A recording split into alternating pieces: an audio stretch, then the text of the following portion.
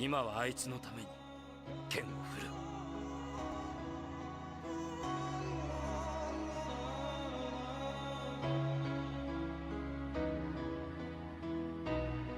I don't know what this is, but it's kind of hot.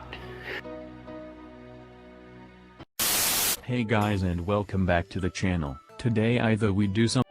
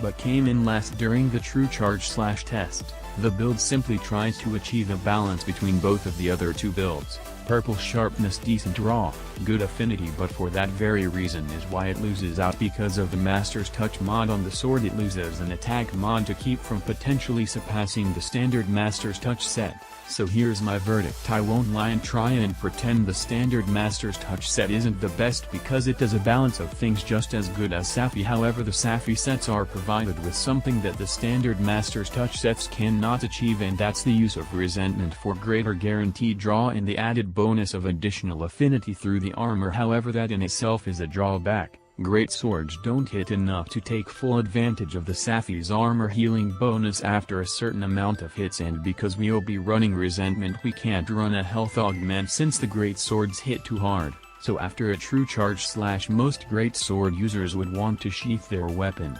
But if you're using Safi, you can't exactly do that. It forces you to keep hitting the monster until you heal, which isn't good for a slow weapon like the great sword. Now you can shoulder charge when charging up for your true charge / and those hits will count towards the overall number of hits needed to heal. However, between the natural chip that comes with tackling on top of the armor's chip damage, it could really hurt you in the end. But the fact of the matter is the full Safi set also lacks good sharpness, so depending on the hunt you could also lose your sharpness faster than the other two builds, since there's nothing keeping your sharpness from dissolving. In order to become a comfortable but effective build, I would suggest a full Safi set with 2 sharpness mods and then try and add as much raw as possible from there. It still doesn't give you enough purple to last, but again, you wouldn't need handicraft, and you just build for raw anyway with that set since you get free affinity.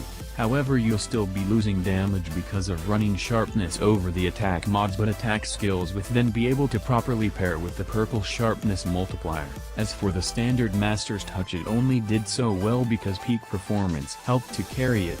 Now without peak, the build was hitting the lowest at about 3207, which means without peak both of these builds could be seen surpassing it in damage, since resentment is a lot easier to manage than peak, which is why if you want a comfortable set, I would say that the standard Master's Touch set is the way to go. But if you're looking to surpass it, try something new, and manage the damage from your armor, then the Safi sets are for you. If you've made it this far into the video, I would like to say thank you. I would also like to explain that this test wasn't to tell you how to play greatsword, but rather just to break down the numbers of other potential builds that we could and should explore with the weapon outside of a Master's Touch mainstream meta set. Obviously the set is comfortable, but as stated, it has its drawbacks. But what build doesn't? Exploring, testing and being creative with sets is what you're supposed to do in a game like this. And at the very least, I hope you guys take away that thought from the video. But if this video was informative to you in any way, please feel free to share with friends, and whomever else you'd like. But that's all for me. Good luck, hunters, in all of your hunts, and remember to stay classy and to hunt with style.